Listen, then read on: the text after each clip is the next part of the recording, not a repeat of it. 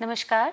We will continue with our discussion on the sociological influences on consumer decision making, and in today's session we will be talking of module 7.4, which is social class and mobility, a lifestyle analysis. This particular module we will be covering in a total of one session, and we shall be discussing the meaning of social class and social status, social class categories and lifestyle categories, social class mobility, a lifestyle analysis, the measurement of social class, and the relevance of social class for marketers. So let us begin with a discussion on the meaning of social class. Now, people can be placed on different positions on a range or on a continuum. In fact, this particular continuum is divided into specific social classes or strata. People in a particular society may be placed in different strata based on their status. So each of these strata here is referred to as the social class. So what we witness in and around us in the social structure is a number of strata into which our social unit is classified, and each of these strata exhibits a status, exhibits a different point on the continuum, and we range them from low to high or from high to low. People within this particular strata are said to belong to a particular status type, and so when we speak about this strata in terms of a social class, so people in a society may be placed in different strata based on their status, and each of these strata may be referred to as a social class. Schiffman defines social class as the division of members of a society into a hierarchy of distinct status classes, so that members of each class have relatively the same status and members of all other classes have either more or less status. So Schiffman defines the social class in the form of divisions in the society, which is more hierarchical in terms of distinct social classes, distinct status classes, so that members of a particular class are regarded as being inferior or superior to members of other class, and within a particular status they are assumed to be similar to each other. So the members of each class have a relatively the same status, and members of all other classes have a somewhat higher or a somewhat lower status. Now, when you relate a social class to social status, we say that social class is measured in terms of a status. People belonging to a particular class are said to belong to a particular strata or to a particular status. They are said to hold status similar to members of that particular class. So a social class is defined in terms of the amount of status the members of a particular class have in comparison to members of other classes. Now, this stratification of the society into strata or into social classes or into as distinct structures where people within a particular class hold a particular status, and they are said to belong to either higher than the others or lower than the others. Now, this kind of a stratification is basically done on three factors. One, wealth, here meaning the amount of money that a person possesses, the income or the economic assets that he possesses. Second is the power, that is the ability to exert control over others, the ability to be able to gain, have control, have ability to be able to influence others. And third is in terms of prestige or recognition that a person holds. So based on the income or the economic assets, based on the power and ability to influence other people around them, and based on the reputation that a person has gained, we can actually classify the society into various strata, or we can stratify the society into various social classes. However, marketers, researchers, consumer behaviorists and other academicians have tried to study, even sociologists, majorly sociologists, they've tried to study this division not in terms of these elements, but they've attempted to study the strata in terms of the income, and income here also gets related to education and occupation. So the stratification of the society according to sociologists, according to other researchers in marketing or in consumer behavioral studies, they've tried to use three three indexes which can be used in conjunction with each other, which is income, education, and occupation. So they define status in terms of the demographic variables of income, education, and occupation.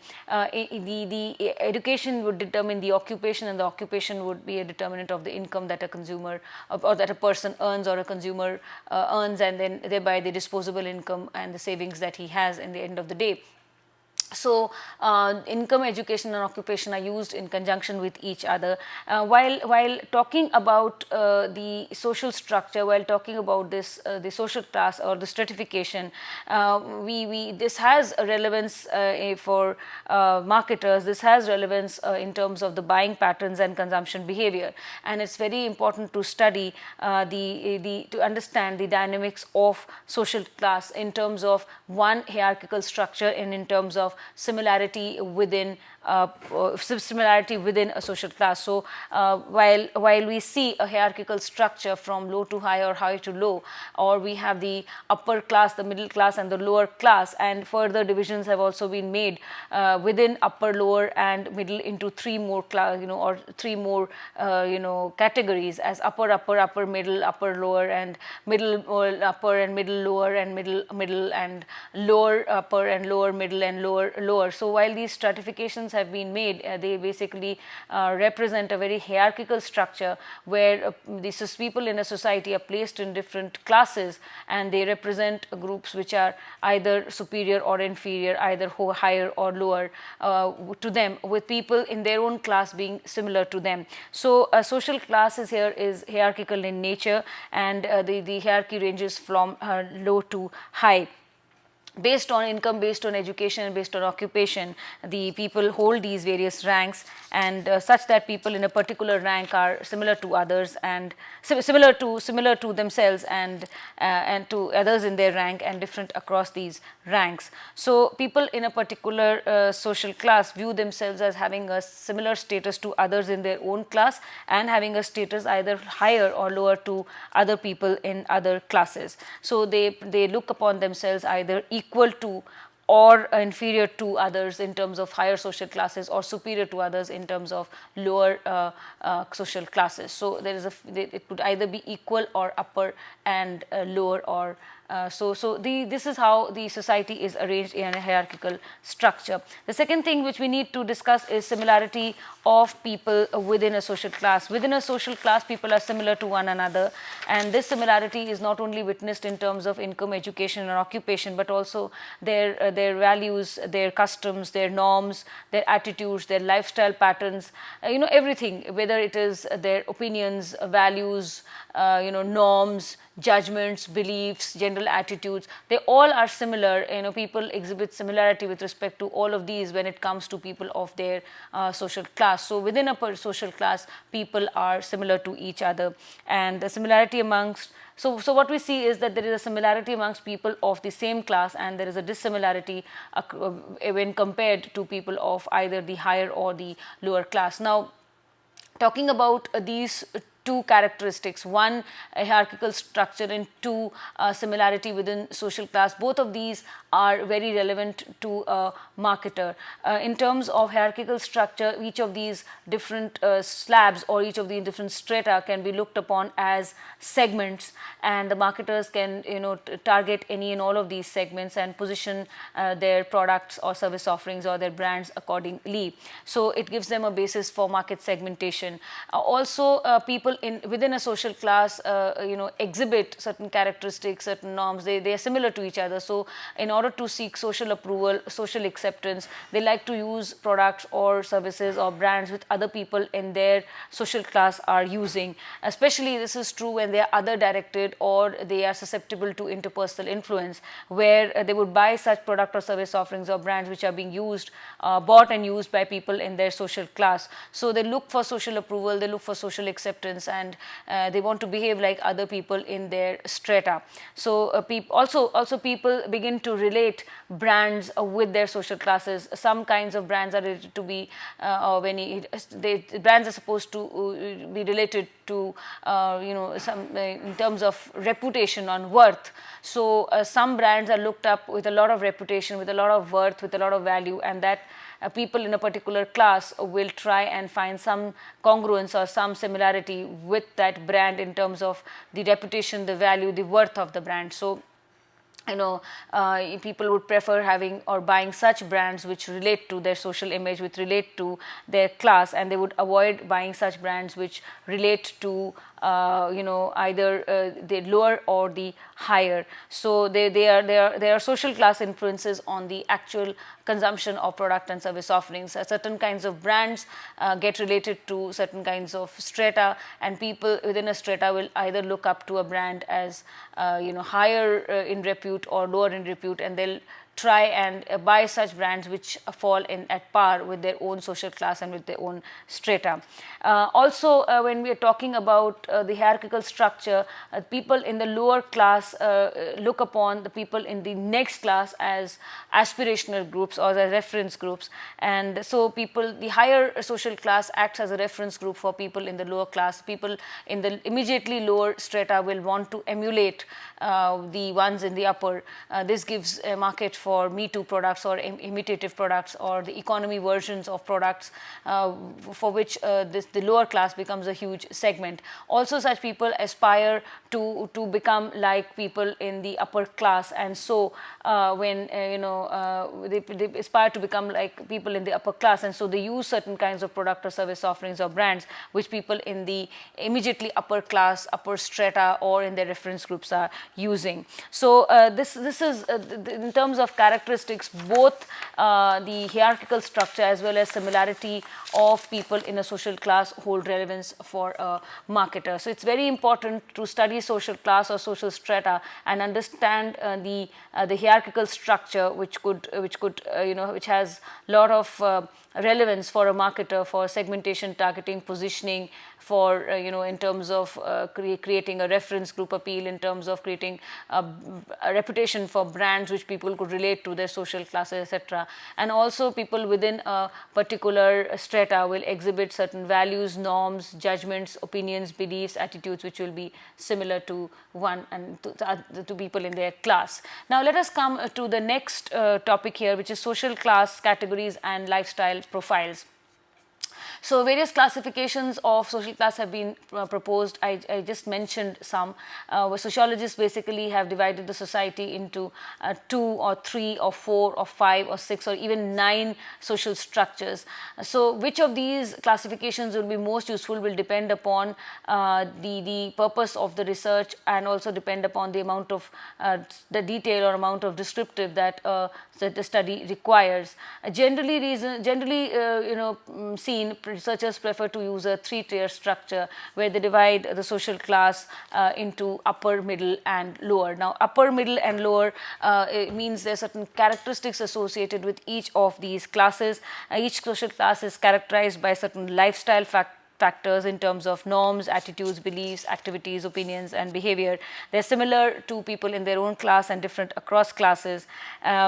People from a middle class may serve as aspirational groups or have a reference group appeal for the lower, and similarly people of upper class may act as a reference group appeal for people in the middle class. So people in a particular class possess beliefs, norms, attitudes, values, interests, behavior that may be a hybrid of 2 or more classes. But what we see today is in terms of more of social class mobility, where people are moving across strata. They're moving from one class into another.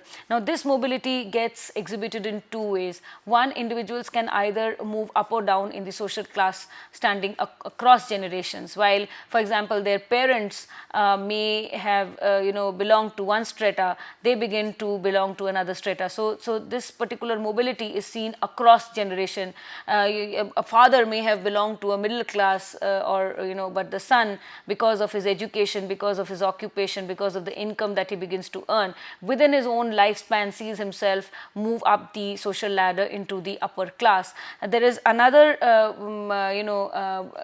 transition which we see, which happens through one's life. If a person becomes independent very early and starts earning, he may belong to one class, and as he progresses in life he may begin to belong to another class. class. So individuals may move up and down across generations, or it may happen through one's own life in a particular phase. So it could one situation is where the parents may have belonged to a strata and the son belongs to another. Another is when in his own life he starts as a lower or he starts as a middle class person and ends up being a very successful man and moves up the strata into the upper class. Now upward mobility is very common these days. It's a very common phenomena which we witness these days. Higher classes become aspirational reference groups for people of the lower class. Marketers realize this and they use symbols of high class status into their products as also in their advertisements, both in terms of content and in terms of context. It has also been seen that products and services and brands which were earlier restricted to a particular social class and were within the realm of a social class have moved beyond and are being used by people of other social classes as well. So if something was earlier restricted for the middle class, it's also the lower class which has access to such products, to such brands. The impact of aspirational groups and the impact of reference group appeal as well as the ideal self image is really sharp. So as I just mentioned, because of this aspiration, because of this desire to use products which people in the higher class are using, there is a strong market for Me Too or for imitation products or for economy versions. So marketers who, the influence of upper classes on lowers has influenced the Me Too marketers either as, cloners or as counterfeiters who basically have come up with products to satisfy the lower classes. So through cloning or through counterfeiting, they have come up with products which bear close semblance to the original, and these Me Too products are becoming successful in this way because they are being used by people who for whom the original is beyond their pocket or beyond their realm, and so they use something which is similar to what is meant for the upper class or for the premium segment. So here what we witness today is a sharp rise in the social class mobility which is happening where the role of reference groups, aspirational reference groups, ideal self-image, ideal self-concept, and all of this is happening very rapidly and is having an impact on the marketers who are beginning to come up with cheaper versions or economy versions or counterfeits and clones of the original. Let us now come to lifestyle analysis. Consumer behaviorists and researchers have studied lifestyle of community and made generalizations. Lifestyles have basically been assessed in terms of AIO or activities, interests and opinions. So consumer behaviorists and researchers have tried to study the lifestyle patterns of a person, which has a bearing on consumption pattern as well, in terms of the AIO or the activities, interests and opinions. Now they have been measured, they have been used as a general measure, they have also been used as a specific measure. In terms of marketing, the general measure relates to the use of a particular product or service offering by people belonging to a particular class. As a specific measure, they relate to brands, whether economy brands or middle range or premium brands. So lifestyle analysis may be used as a general measure or as a specific measure. When researchers go for such a lifestyle analysis, they try to measure the impact of social class, they try to measure the impact of lifestyle patterns on a person's general behavior and specific behavior with respect to marketing. So in terms of general behavior, it will be related to the kind of products and services that a particular person from a particular lifestyle uses, and the specific will be with respect to the brands which he or she uses. So as such, brands themselves get reputed or get positioned as premium brands or as economy brands or as middle range brands. So marketers basically make use of lifestyles while making product decisions, while making pricing decisions, while making the strategies with respect to distribution and with respect to communication. For all of these, marketers can benefit from a study of lifestyle analysis, and they do make use of general lifestyles while making decisions with respect to the product or the price or place and promotion. So this also includes assessment of new product opportunities, segmentation, targeting and positioning, and other decisions related to the marketing strategy. So on the one hand, they make they make use of specific lifestyles while making decisions related to the brand, be it positioning, pricing, or any other decision related to management, to marketing. So both in terms of being very specific, general to the purchase process, as well as specific to the brand or brand purchase, marketers try to use the knowledge from, or the they try to use, take bearing, draw learnings from lifestyle analysis, and they try to incorporate these while designing their strategies, either with respect to the STP or with respect to the 4 Ps. So lifestyle analysis may be used as a general or as a specific measure. We have marketers have proposed certain frameworks for lifestyle analysis. We will be discussing a few of these frameworks, where we will be talking about 5 different frameworks which have been proposed by various researchers or research groups or consultant organizations, and they have tried to study lifestyle analysis and how they have tried to relate it to the marketing context. So let us see here. We have the first lifestyle framework in the form of the Vals, or the values and lifestyle.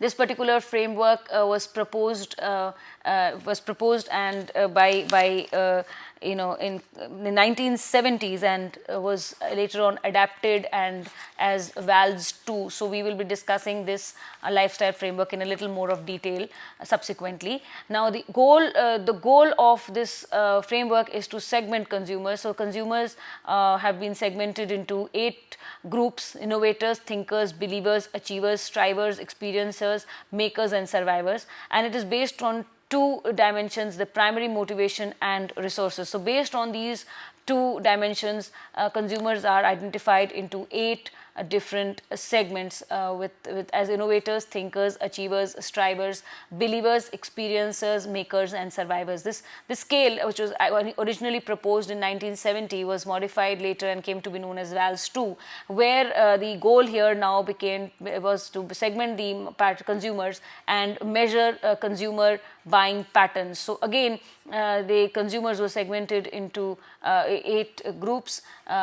They segment consumers into 8 segments, which are actualizers, fulfillers, believers, achievers, strivers, experiencers, makers and strugglers. So they brought about some change in the terminology, and they based it on 2 different dimensions, which was self-orientation and resources. So instead of a primary motivation, the dimension was substituted to what was called the self-orientation, and the consumers have been segmented, and the basic goal of this model is to identify segments and measure by consumer buying patterns. The third lifestyle framework is the list of values, which is basically to assess the values, the dominant values within a consumer, the various values which play a role in consumer decision making. The assumption behind this scale is that personal values are linked to consumption. They are regarded as memorable sets of variables that are more closely related to motivations than demographic and psychographic measures. So these values, basically the personal values, have a bearing on the consumer decision making process and consumer and consumption process. They are regarded as measurable sets of variables that are closely related to motivation than and not to as much more to motivation than other psychographic or other demographic variables. So the the list of values measures 9 values: sense of belonging, being well respected, security, fun and enjoyment, warm relationship with others, self-fulfillment, excitement, sense of accomplishment and self-respect. So these are the 9 personal values which have been proposed by this particular framework, which tries to assess how consumption is impacted by personal values, which are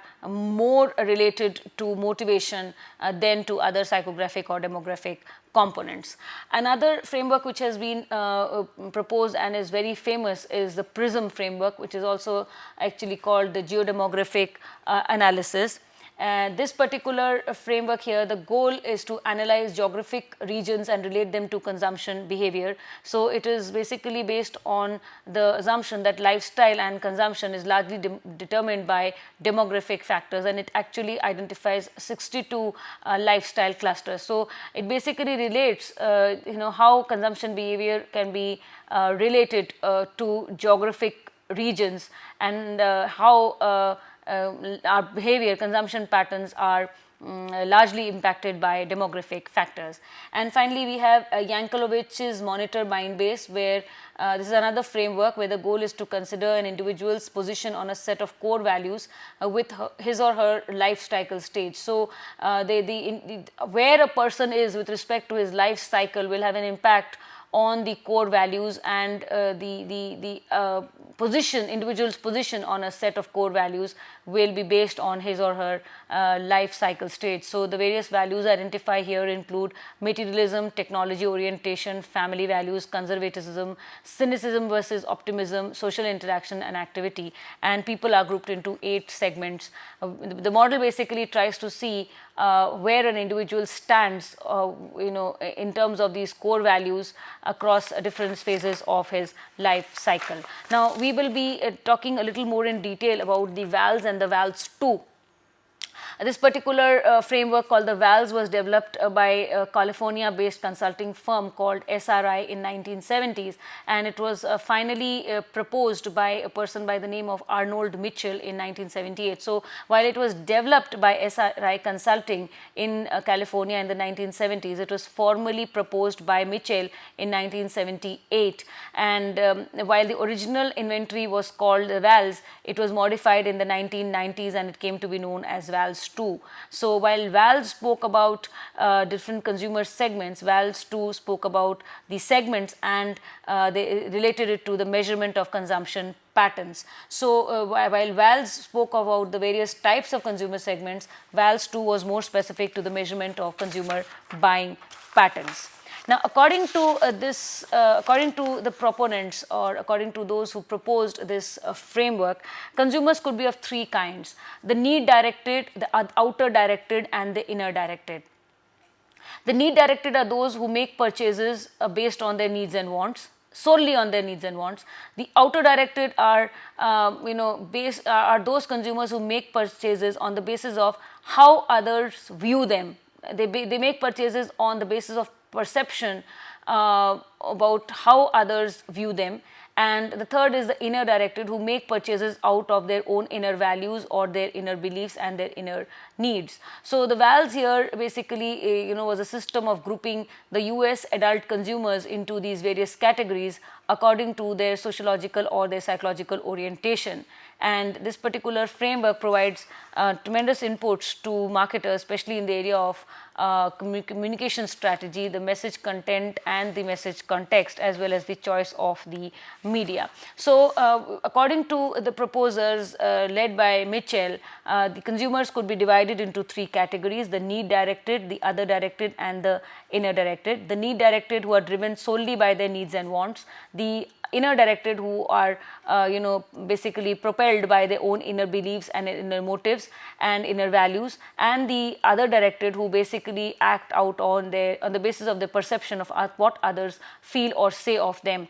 And so based on this, the proponents of the Vals framework proposed that the US adult population could be categorized into various categories based on the sociological and the psychological orientation.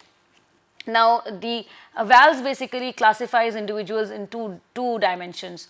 The 2 dimensions are primary motivation, which is the horizontal dimension, and the resources, which is the vertical dimension. So if you can see here, you can look at this model where you have a primary motivation, which is the horizontal dimension, and the resources, which is the vertical dimension. So you have primary motivation, and then you have high resources, high innovation, and low resources, low innovation. So these are the 2 major categories of the SRI or proposed by the SRI, the Vals. Now, according to them, the U.S. adult population could be classified into into different categories: need directed, outer directed, inner directed, and then further, based on these two dimensions, they would be you can place them into these 8 categories. So, if you see, the various 8 categories are thinkers, believers, achievers, strivers, experiencers, makers, survivors, and innovators. Now, the horizontal dimension is symbolic of primary motivation in terms of self-orientation. So, it explains consumers' attitudes and it anticipates behavior. So, it includes 3 primary motivation and accordingly classifies consumers into 3 categories.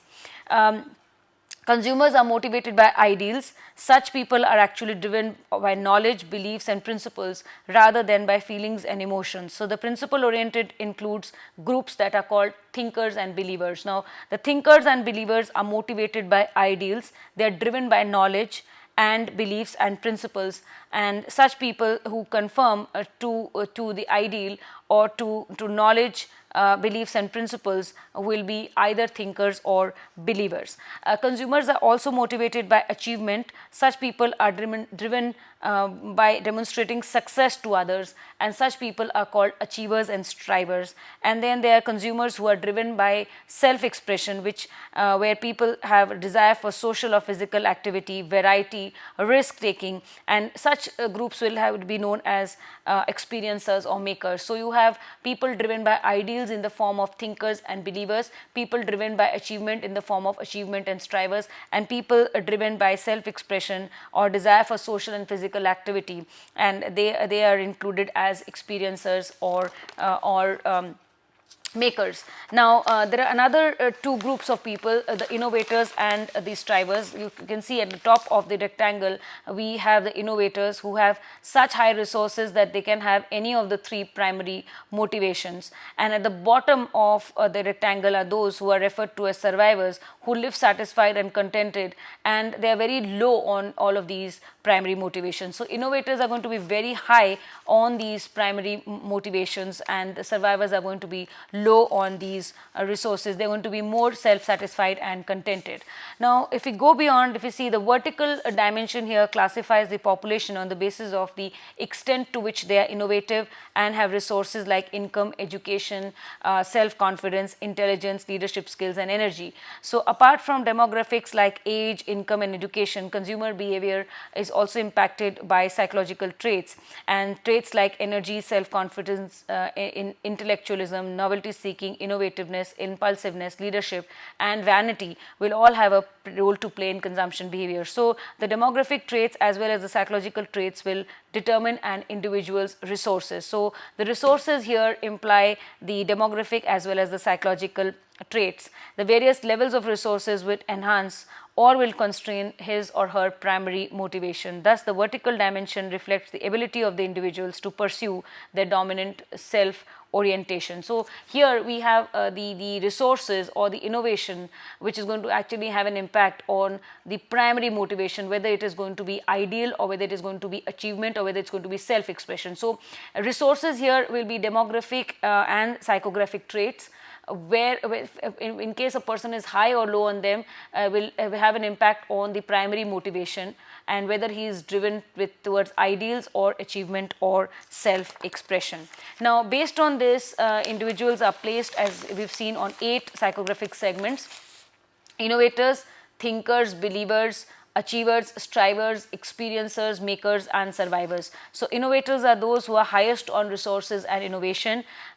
Because of this, they can exhibit all the 3 degrees of primary motivation and in varying degrees. So, they are located at the top of the triangle. They have the highest incomes, highest self-esteem, creativity, and can choose on any of the 3 self-orientations. So, they are successful, they are sophisticated. They are very active consumers who often form a niche as their choices are aimed towards tastes for upscale and finer things in life. Then you have the thinkers. They are those consumer groups that constitute a high resource group that is motivated by ideals, very principle oriented, mature and responsible, well informed professionals. They are open to new ideas and change. They value order, knowledge, responsibility, they actively seek out information, they look for functionality and value and they value in the products that they buy. They have the people with high incomes and are practical and rational when it comes to decision making, consumption decision making. Then we have believers. They are consumers who are also motivated by ideal, but they are low on resources. They're traditional, conservative and conventional, who will not prefer to basically experiment, so they try to go with the existing or with the familiar. So they are, but nevertheless they are also driven by ideals. They also have modest incomes, and they basically they ultimately generally tend to become brand loyal and buy products which are established brands. The achievers, again, they are high resource group driven by achievement, successful work oriented people, goal oriented lifestyle. They remain committed to both work and home. They are conservative in nature, yet they are active in the marketplace. They make purchases and also show off their purchases of prestige brands to people around them. They prefer established prestige brands and products and services. We have strivers, who are again they are again driven by achievement, but they are low resource group. They have values similar to achievers, but they have fewer resources in terms of economic, social or psychological resources. So they have less money, they give a lot of emphasis to it. Style is important.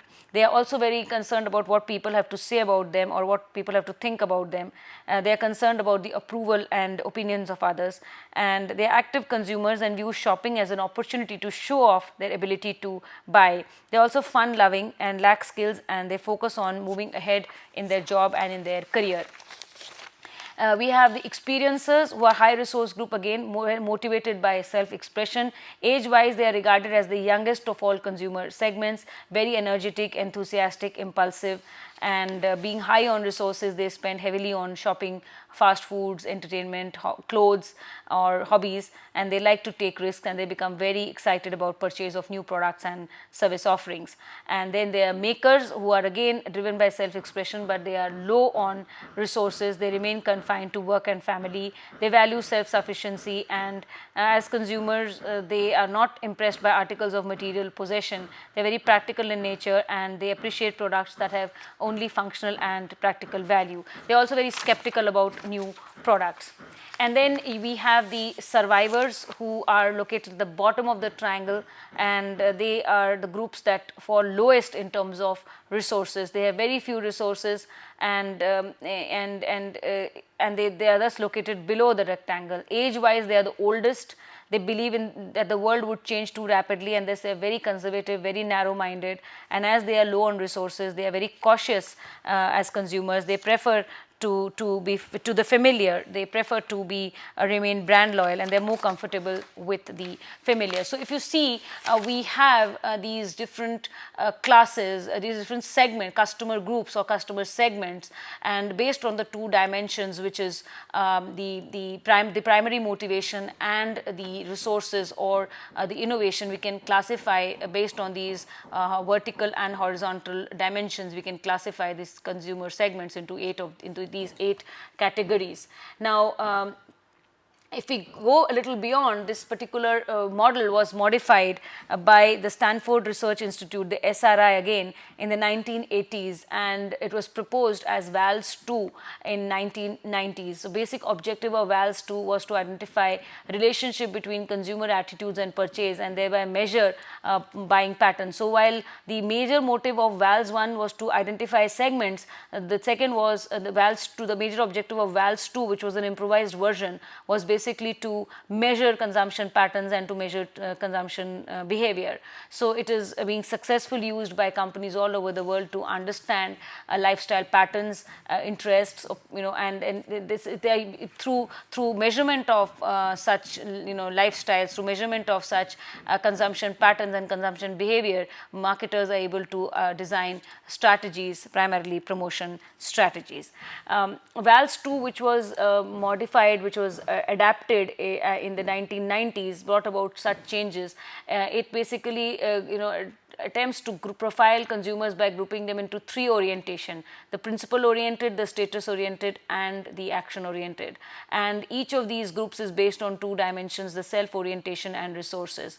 So self orientation here refers to the attitudes that affect consumer buying approaches, and resources refer to the financial, psychological, and the material resources. So instead of primary motivation, the word was changed to self orientation, which is actually the attitude that affects consumer buying approaches and resources, including income, education, confidence, self-confidence, eagerness to purchase, and energy levels.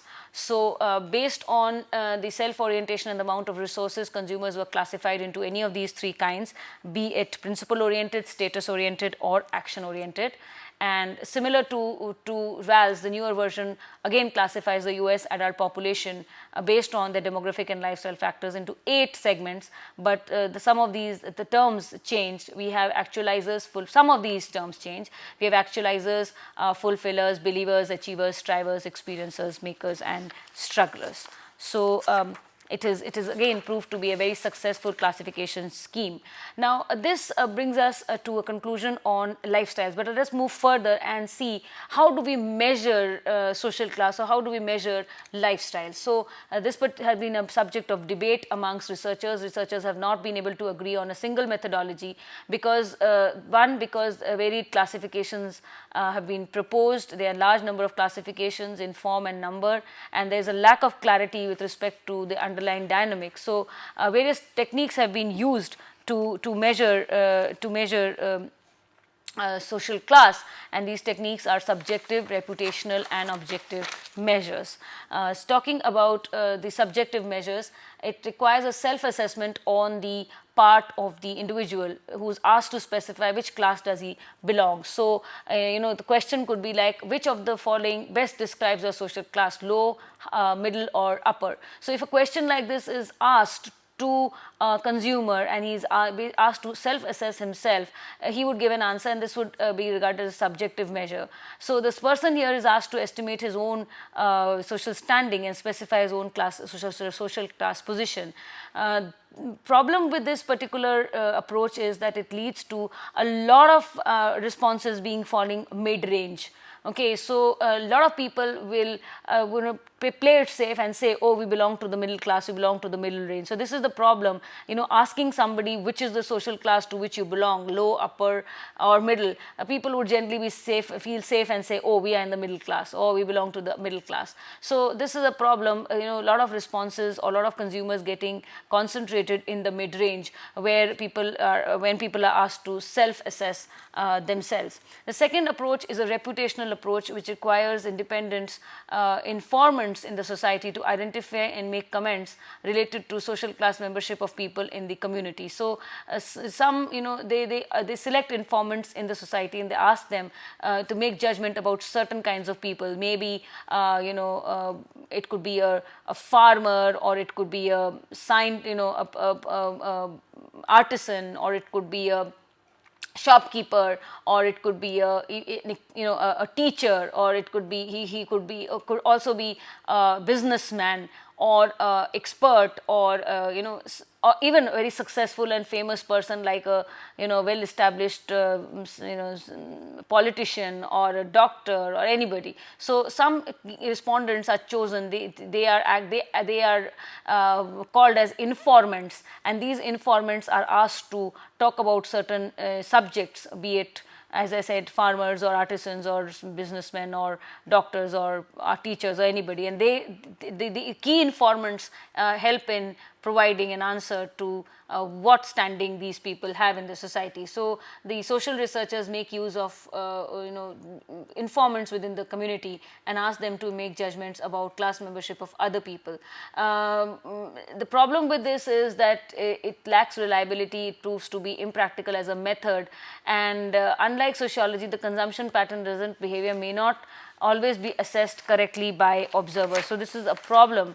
The third measure which we use is objective measures, where make use of demographic and socioeconomic variables to assess social class of people. So people could be given questionnaires. Questionnaires are administered to people in the community, and they asked directly or indirectly certain questions which help them assess their social class and their social standing. So these could relate to something to the name of the person, his community, his caste, or his profession, or his place of residence. So if you ask a person his place of residence, it will directly or indirectly tell you what kind of area does he reside in. Is it a is it an area where generally the middle class resides, or is it an area which is a very posh area and the upper class resides? So by asking a question of place of residence, or by asking a question on the profession, the profession will again give you an answer as to what kind of income the person must be earning, and depending upon the income, what will be his social standing. So objective measures basically involve the use of questionnaires administered to respondents who are asked to fill it up and send it with questions which directly or indirectly measure a person's social class and his standing. Questions could include, as we said, related to caste, community, occupation, income, education, or place of residence. So such demographic and socioeconomic indicators will help determine the social class membership. Now when we use objective measures, I use two kinds of indexes: the single variable index and the composite variable index. And the single variable index, as the name suggests, happens when people use one socioeconomic variable to assess the social class of a person. So for consumer behavior, the commonly used index would be education, income, occupation. Certain kinds of products, certain kinds of services or brands are related to one's occupation, and marketers define the target market on the basis of occupation. For example, for publishers, professors, or teachers, it happens via missionary selling. They act as viable targets. So education and occupation also determine the income level of a person. So all of these will basically help determine the social standing of a person. The place of residence, the place of the address, or the neighborhood one part is also determined. So these are all single variable indexes. You also have a composite variable index, which is a combination of demographic and socioeconomic factors to assess the measure. So as indexes, they are more reliable. For example, education, income, and occupation used together is a composite variable index. So a single variable index will be when you're using just either income or education or occupation or place of residence. So the answers which you get may not always be very reliable and a true measure. On the other hand, if you use a composite variable where all the three, income, education, occupation, are being used, or residence is being used, caste, community is being asked for, and that is being used, all of these are being put together and used as a determinant of social class. In that particular case, the reliability of findings or coming up to generalization would be much easier and much stronger. So this is how we could measure social class. Now let us come to the relevance of social class for a marketer. So the demographic and psychographic traits that have a bearing on this lifestyle and on the social class have a great relevance. These social classes could be treated as segments, and these out of the marketer here would decide on which of these segments to target, and then he would position his product or service offering accordingly. He would devise his marketing strategy with respect to the 4 P's according to such analysis of social class and of lifestyle. So while identifying segments, while targeting them, positioning them, while deciding on your 4 P's, all of this will basically be impacted by learnings drawn from social class.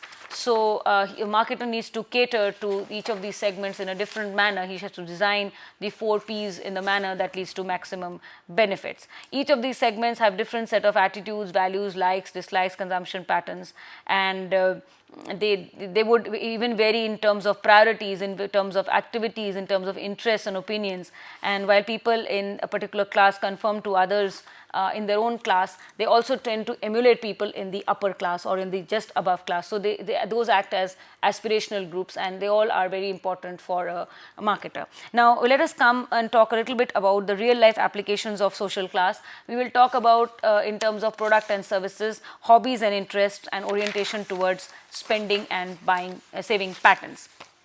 So products and services, the choice of certain products, services, the brands, again depends hugely upon one's lifestyle, upon the social class. People belonging in a particular class will tend to use products and services or brands which are used by people in their own class. This will primarily be for social acceptance, social approval, and trying to conform to what other people in your group are doing. People in the above class act as an aspirational group, act as a reference group, and we have upper class consumers who favor style, sophistication, and this reflects in their purchase of products and services or brands. The kind of products that they buy, the kind of brands that they buy will all be very premium, will be exquisite, will illustrate some kind of sophistication and style. On the other hand, middle class consumers will primarily think about money, they'll think about value for money, they'll prefer going for economic deals, bargains, and they look for moderately priced goods and services rather than the branded. In fact, they would go for moderately priced products rather than going for the highly branded or very premium priced products and services. And of course, we have the lower class, which primarily shops for necessity. So they are the ones who want to buy the basic necessities, absolutely unbranded, absolutely cheap, substitutes which are available in the market. And people in the upper class acts as a aspirational model for the middle, and the middle acts as an aspirational model for the lower class. So this, as we said earlier, creates a market for Me Too products. Coming to hobbies and interests, people also social class has a bearing on the kinds of hobbies and interests people develop, on the kinds of recreational activities that they pursue. People in the upper class have large resources in hand, so they favor fashion, style, they go for clubs, they play indoor games like bridge, roulette, and they play outdoor games like golf and tennis and squash. They read books, they go to the theatre, they go to concerts, they visit museums, they go to malls, they avoid places which are crowded. And on the other hand, we have middle class which actually prefers to spend their time watching television. They watch television serials. They may also watch cricket on TV.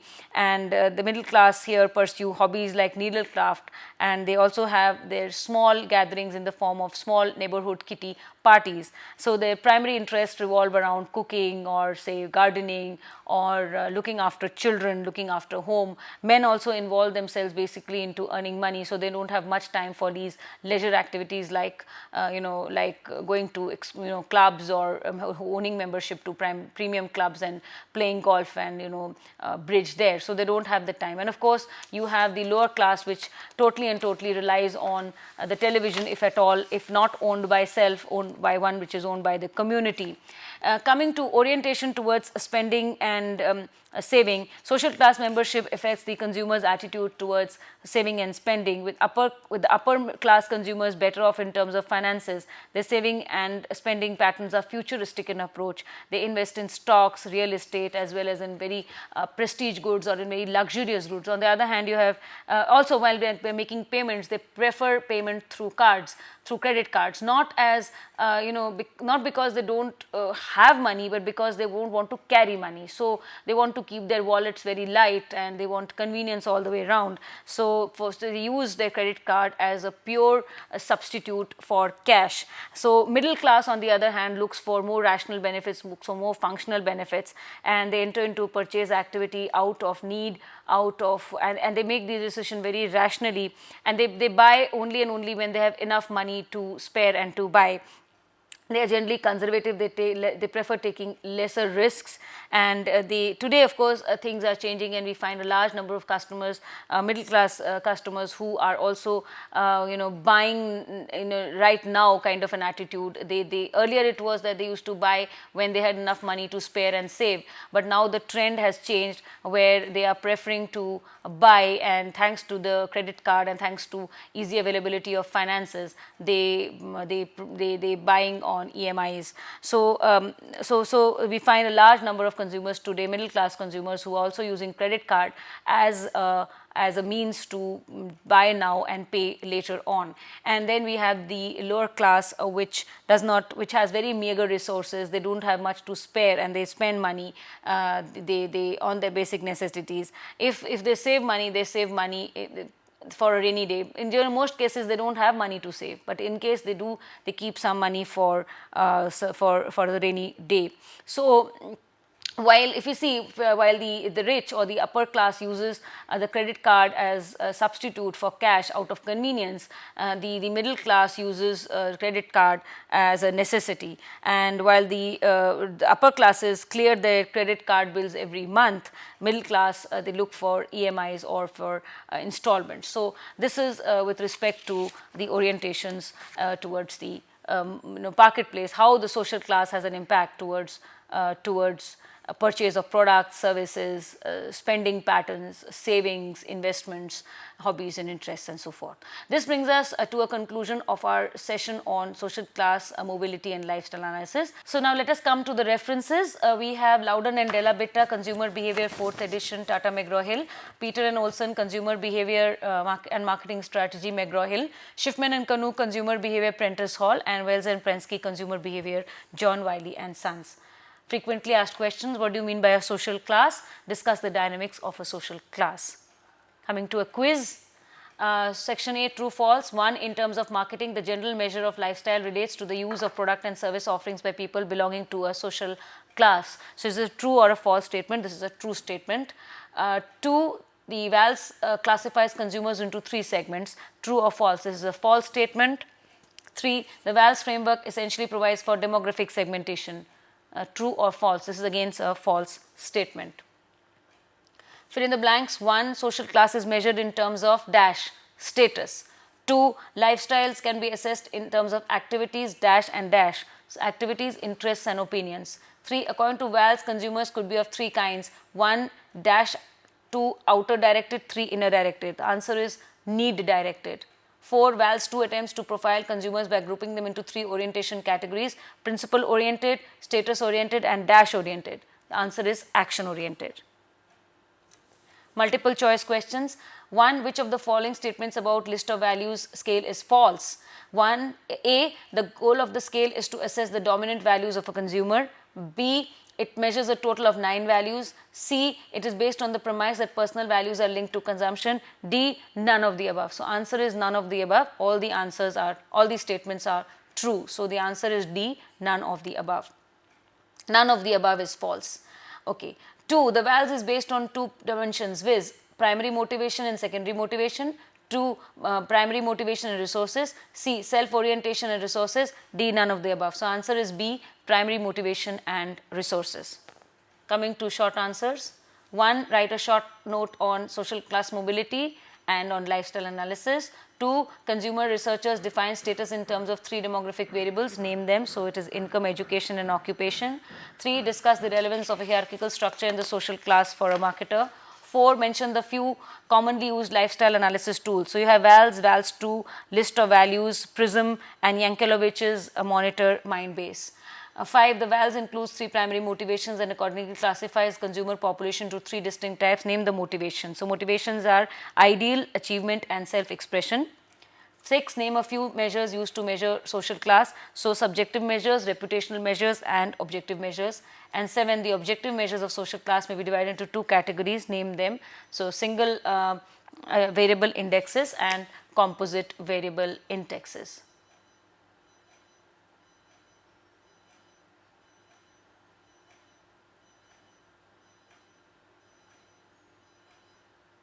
This brings us to a conclusion of our session. We shall continue with the remaining portion of the module on sociological influences in consumer decision making in the next session. Thank you.